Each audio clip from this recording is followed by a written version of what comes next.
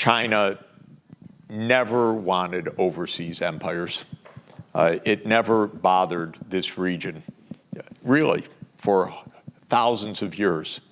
China was the all-powerful hegemon of Asia for at least the last millennium up until the 19th century. I think the history of the Chinese tributary system is China wanted respect, always. If you bow down to the emperor as the celestial ruler, that was enough.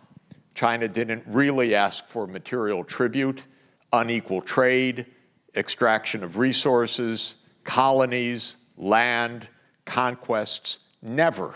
But the militarization of the South China Sea, to my mind, is a defensive reaction to the US Navy, not a provocation by China. The US flaunts the idea of choke points on China's sea lanes. It flaunts them. It's in our textbooks. Thank you. Let me say a few more words about the US scene right now. As you know, President Trump rules by decree. Almost everything that has been done and almost every controversial action that has been taken has been by his decision alone. There has been the fewest numbers of legislative acts of any modern presidency in the first part of this second term. And there has been the most executive orders. And if you go on the website of the White House and look at the executive orders, they all pretty much start the same way. By the powers invested in me as President of the United States and under the International Economic Emergency Powers Act, I declare an emergency. And the emergency could be fentanyl, the emergency could be a trade deficit.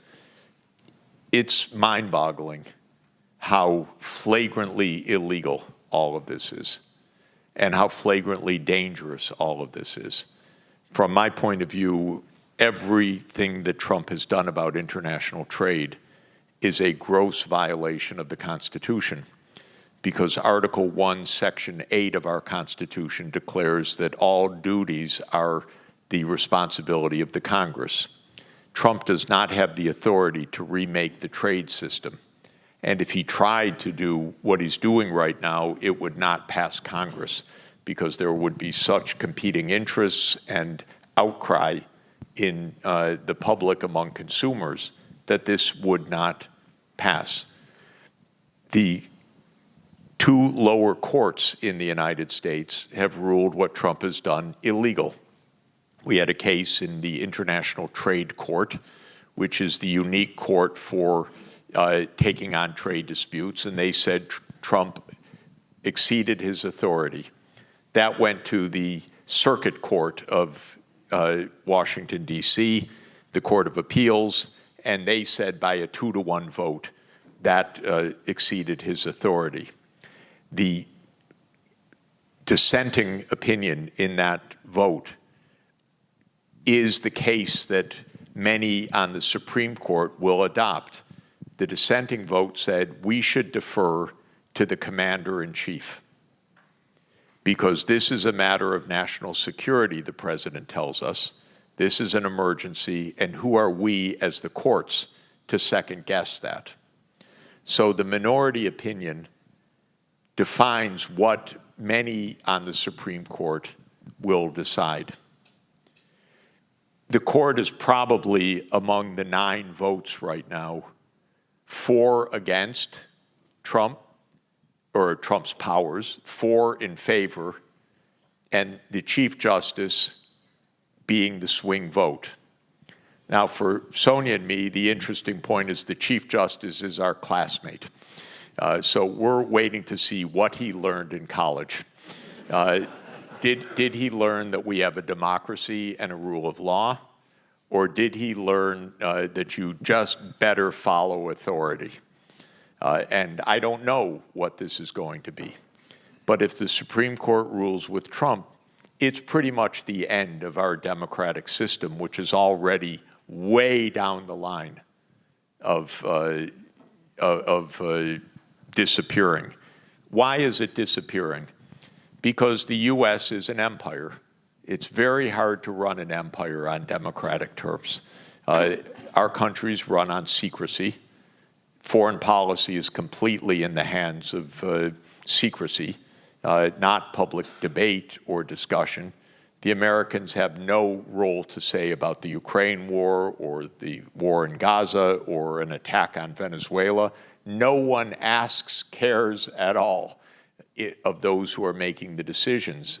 And since that's so much part of the work of empire, it is what the Americans became. The system also became profoundly corrupted. Campaign contributions are about $16 billion per cycle, election cycle now. And that means it's not a lot of money to buy the U.S., by the way, because you buy a multi-trillion-dollar government and you buy the levers on a $30 trillion economy, so it's very cheap. And Elon Musk and Peter Thiel and others figured out this is cheap. This is, Elon can do that by himself, and he did. And he stood up there and he told the voters, I give one of you $1 million every day. This is rounding error for him, but it's a compelling democratic politics, if you will, or populist politics, I should say. So the system is wrecked in this way, and we don't know whether it will return. The Roman Republic was weakened in the 1st century BC. By traditional historical accounts, it ended in 27 BC when Augustus declared himself, or Octavian declared himself Augustus Princeps, and it became the Roman Empire. And it never returned to the Roman Republic. So I don't know whether we'll ever return to true democratic governance. It's not automatic at all that we will. It's not a good way to run the country. On Pax Sinica, just very quickly, I'm an optimist about Pax Sinica. You all know your neighborhood well, but from my reading of history, China never wanted overseas empires. It never bothered this region, really, for thousands of years. China was the all-powerful hegemon of Asia for at least the last millennium up until the 19th century. And amazingly, and I'll take it from the end of the Yuan dynasty, the Mongols, from 1368 up until 1839 when the British invaded China. From 1368 to 1869, China never tried to invade an overseas territory. And China did invade Vietnam once in 1410 AD. And there was a 16-year war, 1410 to 1426. That's all. In Europe, everybody fought everyone else every year. I don't think there was a quiet year in Europe. They were at war nonstop, the British and the French for hundreds of years. And this is a very big difference. China did something unimaginable in 1434. It had the biggest naval fleet in the whole world. It commanded the Indian Ocean. It could reach East Africa. It could have discovered the Americas. It could have circled the Cape of Good Hope. It could have crossed the Pacific. It could have done all those things. Instead, the Mandarin court of the Ming Dynasty ended it, said, what do we need ships for? We have everything here. And our big problem is coming from the north, coming from the steppe region. So we better defend against the steppe region. And even China's expansion in the 18th century, during Qianlong's rule as emperor, was not really Chinese. It was Manchu victories over the Mongols, over Xinjiang and over Tibet, but that was a fight within the steppe region, countries, not peoples, not Han Chinese invasion abroad. I think the history of the Chinese tributary system is China wanted respect, always. If you bow down to the emperor as the celestial ruler, that was enough. China didn't really ask for material tribute, unequal trade, extraction of resources, colonies, land, conquests, never. Now, does that prove that China would not? Almost, in my view. China's got enough things to do with its 1.4 billion population, and it's boxed in on three sides, pretty much making it very difficult to do anything else. So I'm not very worried. My own view, I don't mean to be flip about it, but the militarization of the South China Sea, to my mind, is a defensive reaction to the US Navy, not a provocation by China. The US flaunts the idea of choke points on China's sea lanes. It flaunts them. It's in our textbooks. The first island chain is an invention of John Foster Dulles in the early 1950s. How would America like if China declared that the US can't reach the Caribbean because there's a first island chain to prevent the US from reaching the Atlantic Ocean? Are you kidding? But that's American formal policy. This is really not right thinking in this world. So when China responds, I understand why China responds. And I think we should stay out of the way. Of course, China does not then have freedom to abuse the rest, but frankly, why would China? They don't need colonies, land. They do need trading partners and places for investment, and that's good. That's a win-win proposition. So I personally believe in a peaceful region here that is not dependent on US policing. I think the US makes the noise, but I don't think it helps the peace, personally. This is my own view. And similarly with the Ukraine war, there would not have been a Ukraine war if the United States had not pushed NATO enlargement after 1992. And the story there, very, very briefly, is quite simple. After World War II, there was no treaty to end World War II. What the Soviet Union said after World War II was that Germany should be demilitarized and neutral. And that made perfect sense because the Soviet Union lost 27 million people to Hitler's armies in World War II. And so the Soviet Union wisely said, demilitarize and neutralize this country. The United States said no. To the contrary, the US said, we now arm Germany because we want to defend against communism. And so an ideological approach rather than a pragmatic, realist approach was taken. And the United States said, we will rearm Germany, create NATO, and get ready for a war with the Soviet Union, which was not what the Soviet Union wanted. What the Soviet Union wanted was security against another invasion coming from the West. But the US said, no, what the Soviet Union wants is expansionism, and we will have a divided Germany. In 1990, because of Mikhail Gorbachev, who was a man of peace, and in my view, the greatest statesman of our age, actually, and somebody I admired tremendously, not liked in his country because he's remembered for the collapse of the Soviet Union and for high inflation, but he was the greatest statesman of the time, except that he trusted the US. He said, I want to end the Cold War. And so he ended the Soviet military alliance unilaterally, the Warsaw Pact. And when Helmut Kohl said we want to reunify Germany in 1990, the Western countries told Gorbachev, we will not take advantage. If Germany reunifies, we need a treaty because we never had a treaty to end World War II. So we need what was called the 4+2 Treaty, which was to end the war and reunify Germany.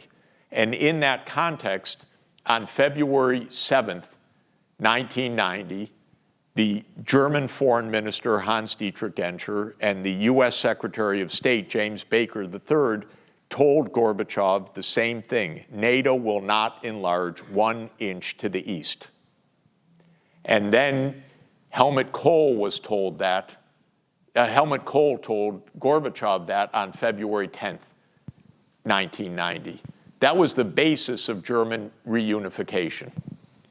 Then the Soviet Union ended in December 1991.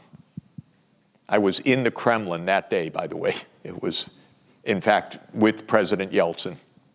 And he told us the Soviet Union is ending. The United States immediately decided it wasn't bound by any agreements. We're now the sole superpower. We can do what we want. So already in 1992, they began to plan for NATO enlargement, a complete and reckless cheat. And President Clinton, in 1994, January, announced it. He was a very inconsequential leader. Not very deep, not very strategic, not very knowledgeable, not very responsible. And so he began NATO enlargement. And NATO enlarged first to Hungary, Poland, and the Czech Republic in 1999, and then in 2004 to Estonia, Latvia, Lithuania, Bulgaria, Romania, Slovakia, and Slovenia, 7 countries. And the Russian leadership said, stop this. You told us none, and now it's already 10. And the United States said in 2008, we're not done, and you have no say about it. And we never promised you anything, which is a blatant lie. And so the United States in 2008 said, we're going to go to Ukraine and to Georgia at the Bucharest NATO summit. That's why we have this war, because Russia said no. But what was added to this was in 2002, the United States unilaterally abandoned the Anti-Ballistic Missile Treaty, which was a great destabilizer, because the ABM treaty was for mutual deterrence of the nuclear forces. And the US started putting in anti-ballistic missile systems in Poland and in Romania, the Aegis missile systems, and the Russians said, wait a minute, you're destabilizing the nuclear framework and you're expanding NATO. One more thing brought us the war, and that is the Ukrainians elected a president that wanted neutrality because Ukraine is in between the West and the East, or in between Russia and the West, I should say. And so they elected a president that wanted neutrality, and the United States does not like neutrality, as you know. This is a problem for here, too. The US doesn't like neutrality. That's an imperial idea. We don't like neutrality. You're either with us or you're against us. So the US helped to overthrow that president on February 22nd, 2014. It was a coup, and the US was an active part of the coup. That's what caused the Ukraine war. By the way, the media say everything I said is propaganda. And I can tell you, everything I just said is absolutely true. But we live also in a world of government spin. And I told you who owns the media. And it's a symbiotic relationship between the media and the security apparatus. And so what we hear in the West is simply not true. So this was a war that was provoked, absolutely, by US unilateral actions. I tried for I tried for 3 years to get in 700 words to this effect to the New York Times. And I said, it doesn't even have to be in print, just put it online once. They wouldn't publish even 700 words by me to retell this story because it's not interesting, apparently. So this is where we have problems. If we don't behave, we're going to end up blowing each other up. And this is where we need prudence of the major powers. And we need honesty and maturity. And it's not about Russia's attitude to Ukraine, it's about the United States' attitude to Russia that's at stake here. And the US completely miscalculated. And I know it because I heard it from senior US officials for 20 years. They said Russia's a pushover. We can do what we want. Who's going to stop us? And the answer was the Russian government. And that's what they got wrong. And so we need to be careful. And I can say to the diplomats here, it's important to help educate the Americans. Please. It's important for the world. We need some truth-telling because that way we'll stay safe. And I can say as an American, maybe I'll end here, and I know I go on way too long. America is the safest place in the whole world. Nobody could conceivably invade the United States. No one can threaten the US with an invasion. There's no threat at all to the United States except two things. One, internal collapse, and second, nuclear war. And we should be able to avoid both of them. So it's unbelievable that we're in a country of fear where we have the least to fear of any place in the world. If you're the US and your two neighbors are Canada and Mexico, you're pretty damn safe.